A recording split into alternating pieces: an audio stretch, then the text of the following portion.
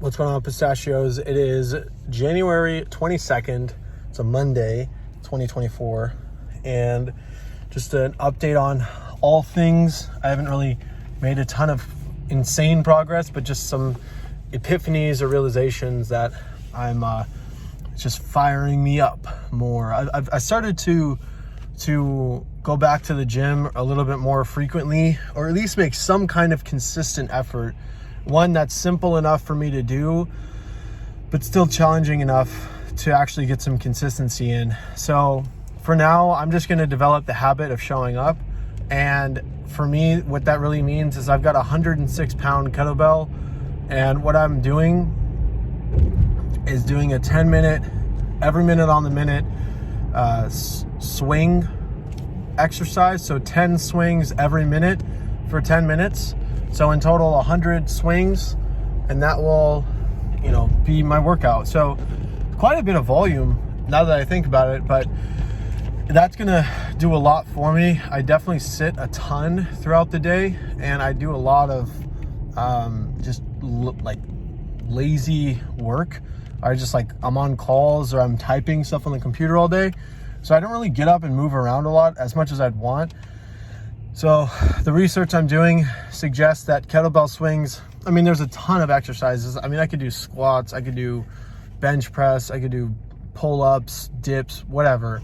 But for me, the exercise that I can repeat the most and do without a ton of strenuous effort is a kettlebell swing, and a heavy one at that, so that I'm at least engaging my core, utilizing my glutes and developing like a strong posterior chain. A lot of exercises don't really hit that, and I don't have a strong enough weight at my house to be able to do a heavy deadlift. I would love to be able to do heavy deadlifts. I prefer that. I'd probably do like 4 sets of 10 at 315 deadlift or something, but I don't have that kind of weight laying around the house, and I haven't purchased any weights since we moved to this house over a year and a half ago. So the heaviest weight I think I have is a 106-pound kettlebell. So I'm doing those, and then anytime I'm blessed with the gym, I'll do some every time I'm blessed with the gym, I'll do some bench press and some deadlifts. So today I did 225 for 8, and then, or maybe I did 10. I think I did 10. 225 for 10, and then I did 245 for 8, 245 for 8, and then the last round 245 for 8. And that felt good. It was a good exercise. And then I went over to deadlift. I did a warm-up set at 135, and then I did 225, and then my last 2 working sets were 315. And I really like heavy deadlifts. It feels nice. Like, it's good to be well-rounded, and it's just like a kick-ass exercise to challenge myself with. But all in, man, just a good day. Happy to be on the grind, and just busy all week with calls, which is great. I'm in sales, so I prefer having a full packed schedule. Definitely there are better days than others when it comes to my motivation, but all good things. I'm just grateful to be in the opportunity to where I do have a packed schedule, and I'm just grateful for this opportunity. But last thing, just like a mindset adjustment, I am just so freaking driven to not need any work for my wife, like for her to not need to work, because I'm just pissed. Like, I'm tired of her being put in a position where she's making like pretty shit pay for the hours that she's putting in, and her boss treats her like shit. And even if they see this one day, I don't really care, because it's not like an earth-shattering amount of income for the family. I'd rather have her be home and be happy and like work on her own stuff and her own projects, and be slaving away at a job that she doesn't really enjoy that much. And it's just frustrating to see someone you love go to work for years and not be fulfilled in what they do. I can't say I love what I do, but I'm compensated very fairly.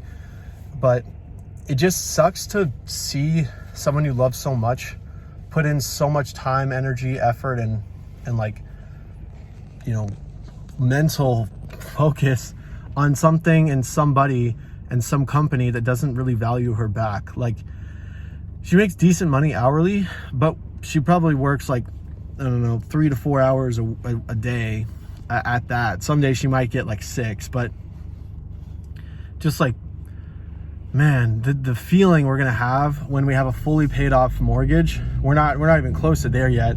I mean, maybe that mindset would change. Maybe we don't even want to pay off the mortgage in like 6 months, but just the feeling of having a fully paid off mortgage or multiple rental properties or some kind of recurring revenue to be able to make it to where she doesn't need a job and I don't need an income. I'll still work, no problem. But like the feeling and the opportunity to even put ourselves in that position to where work is optional is such a driving force for me. And it's just so motivating to be able to, I mean, hell, very soon be in a position to where we need less than half of what we spend now. You know, we're going to be in a position quite soon to where we might only need $2,000 a month as opposed to like $5 or $6,000 to just keep the wheels turning, pay our mortgage, pay all of our utilities, groceries, daycare, all that. We're going to be, God willing, in a position quite soon to where $2,000 is going to cover all of our living expenses, mortgage, utilities, groceries, all of that.